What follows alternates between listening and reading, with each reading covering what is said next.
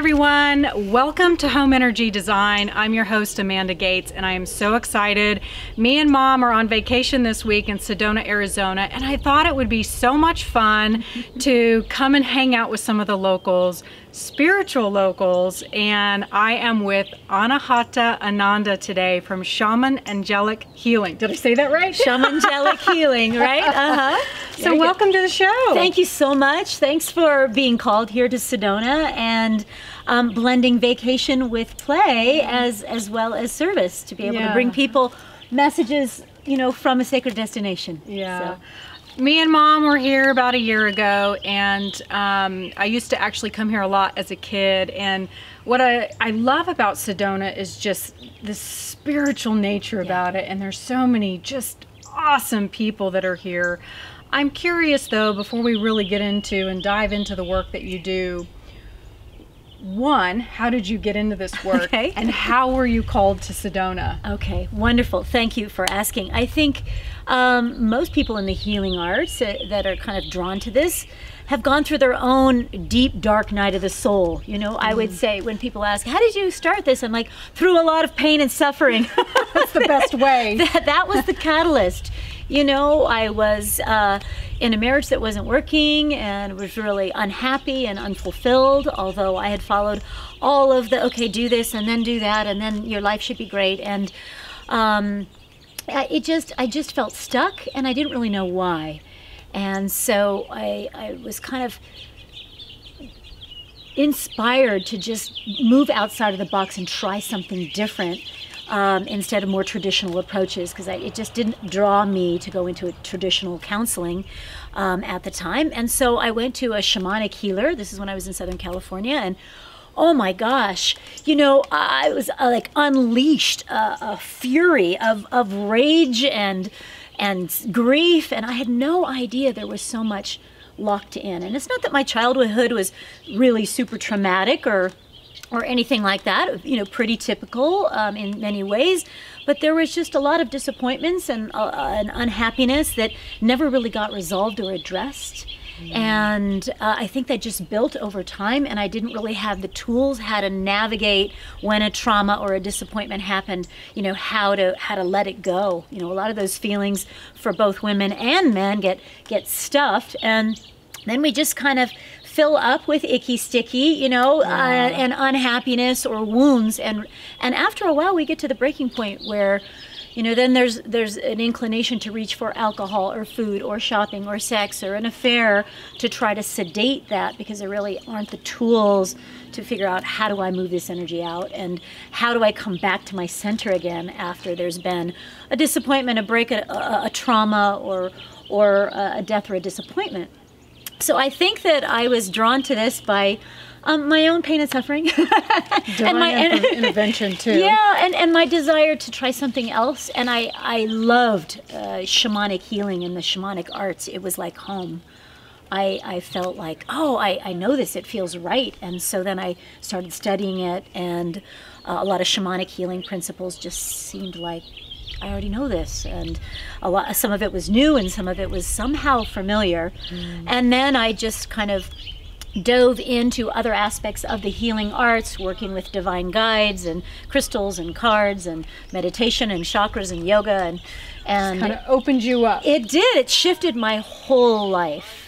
You know, and 20 years ago, if you were to say I would be in Sedona as a, you know, shamangelic healer, I would just be laughing hysterically. Like, that's not possible. That wouldn't be me.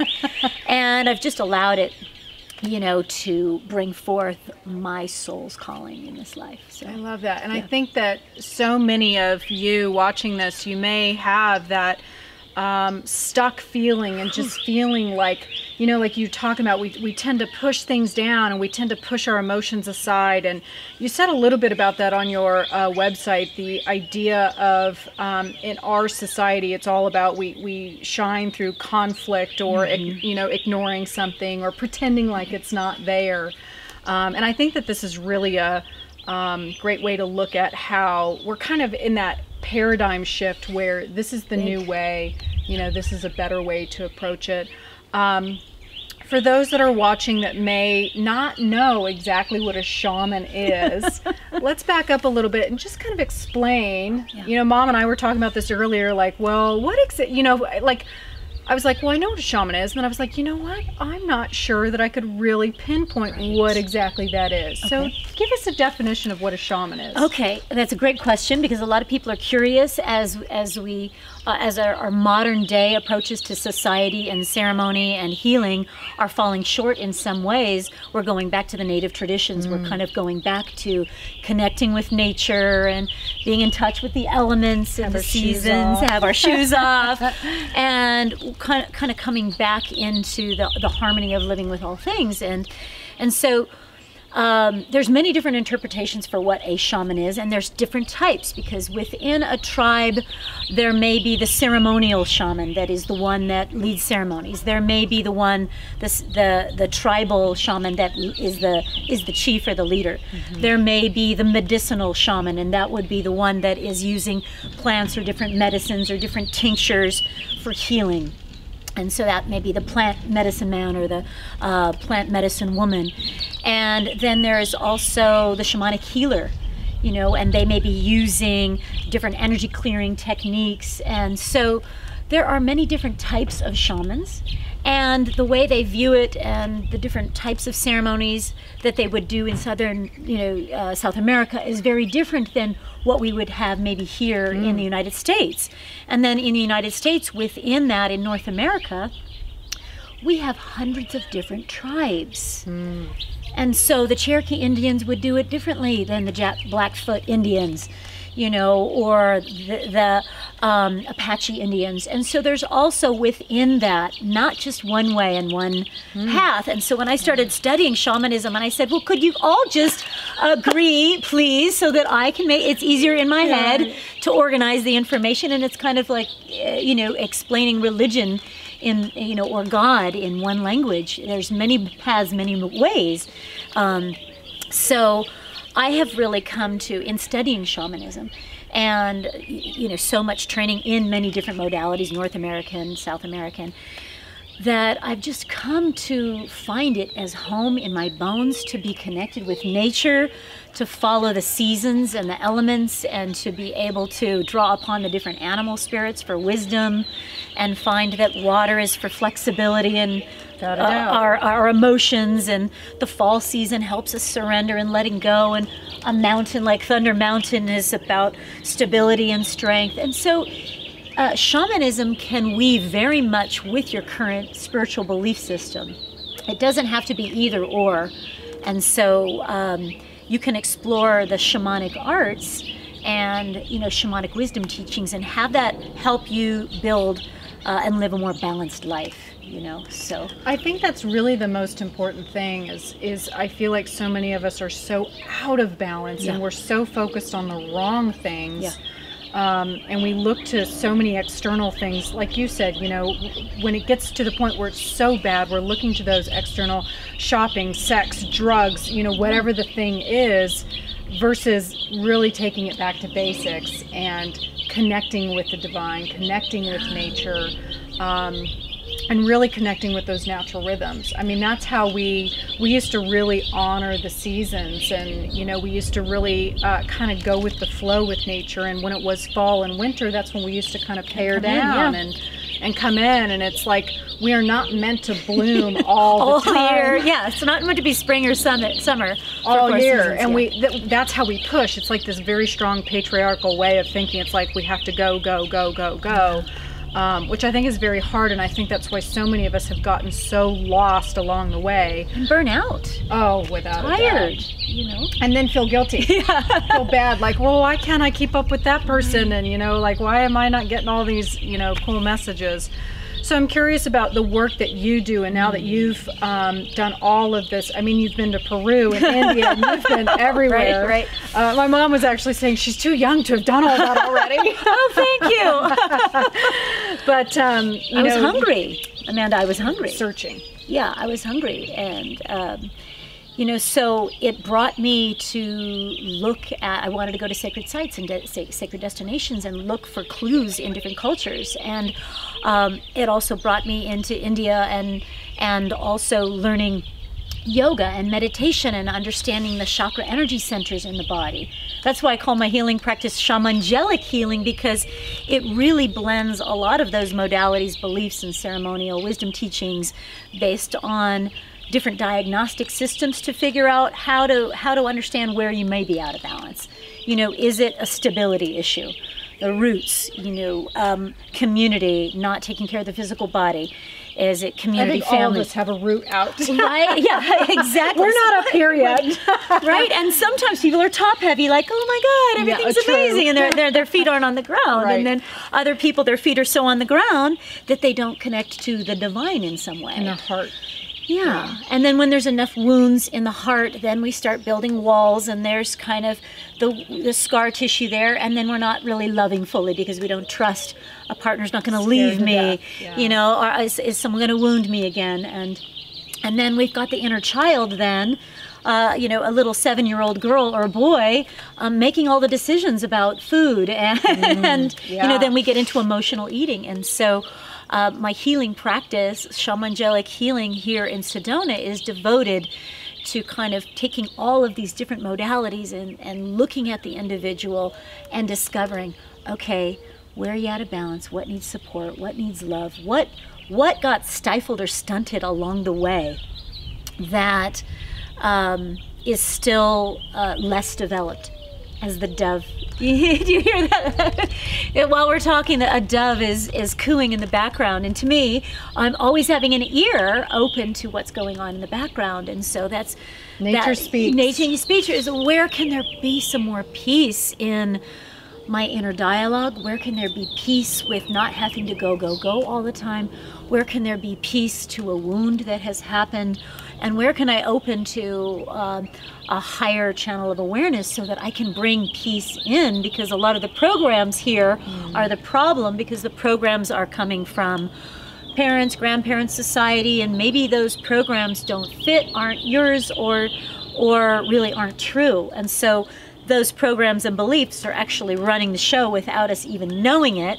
And we say, oh, but here was my New Year's resolution, and I was going to lose weight, I was going to leave that relationship, I was going to start a new job, and 3 days in, I fell off the horse again, or I started drinking you know. And so we also get to realize that there's a lot of belief patterns and habits that have been in there repeating for so many decades that it takes more than a snap of a finger or a shake of a rattle to kind of shift or a new year, or just some words saying, I'm going to change this. The great news is there's awareness, but now we want to actually learn the tools and heal the density and remove the heaviness so that there is space to move forward, but also the tools to know how to navigate new territory.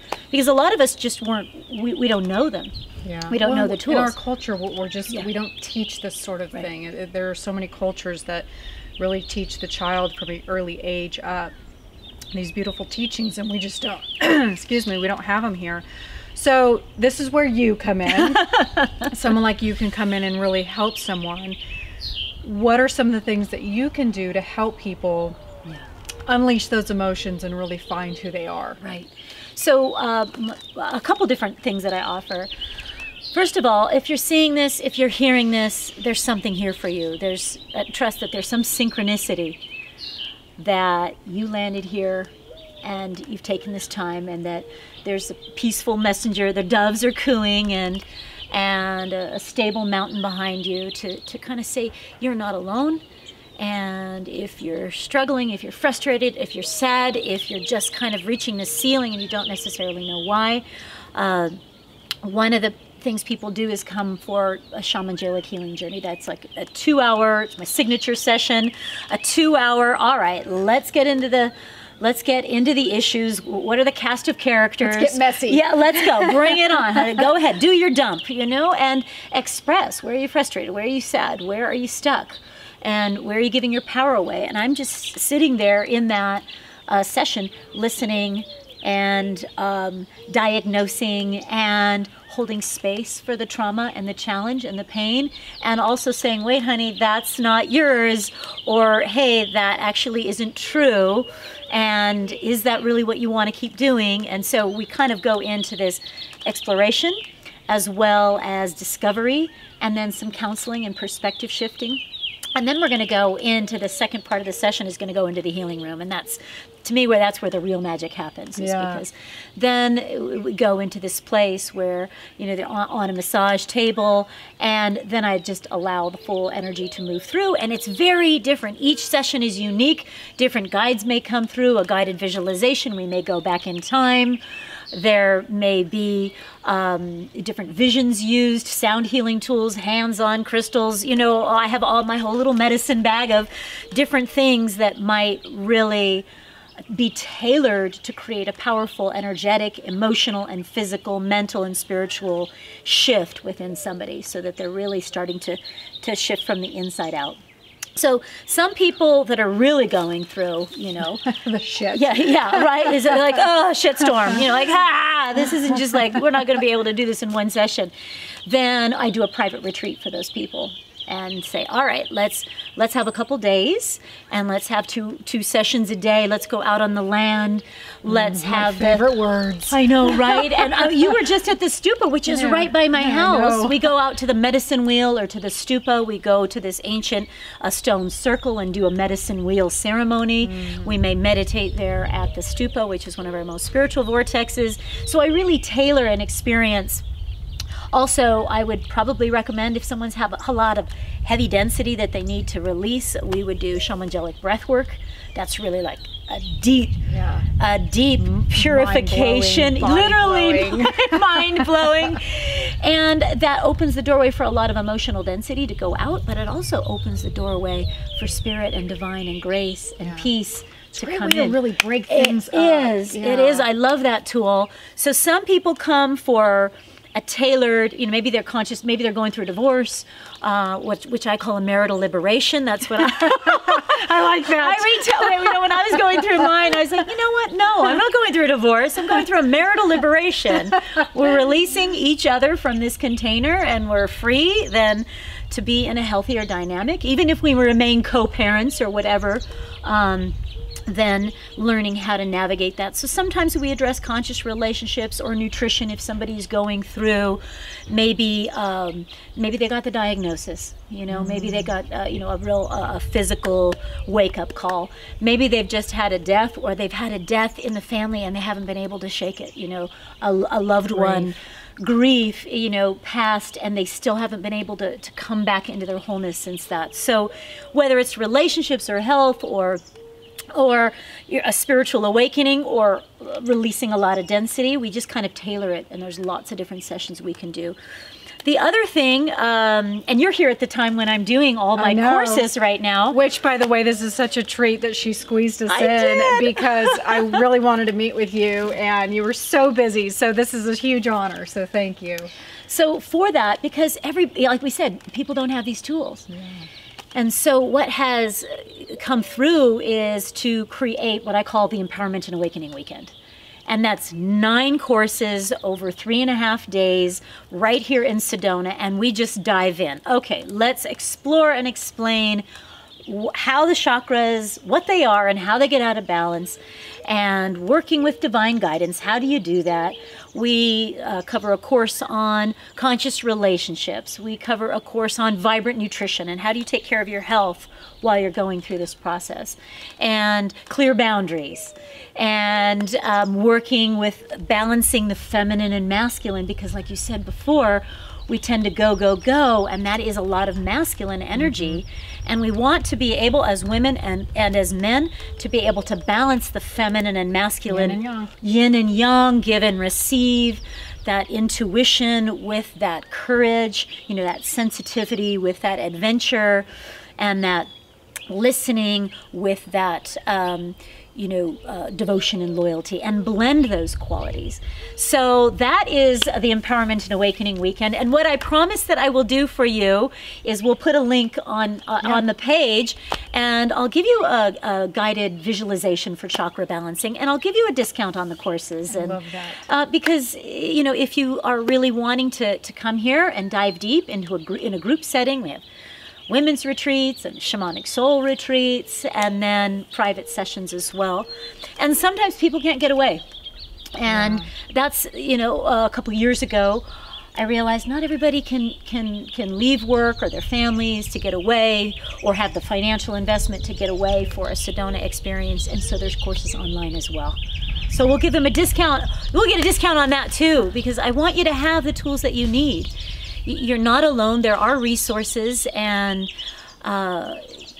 if you're hearing this, if you're finding this, there is a reason. Without a doubt. Without a doubt. Whether it's with me or someone else, you're starting to move in the direction to find the tools and the resources you need to be your fullest, radiant, most amazing self, because that's really what your soul wants anyway. That's what we want from you, is your gifts being shared with the rest of us. And not being blanketed in fear. We don't want you walking through life with fear. Right. And that's why we look through all of the chakra centers to say, what beliefs are in my way? And there's a whole course on quantum manifestation and how to shift those belief systems into what is my yes, and different tools to reinforce that, so that you can attract to you the support, that romance, that abundance that you're actually looking for.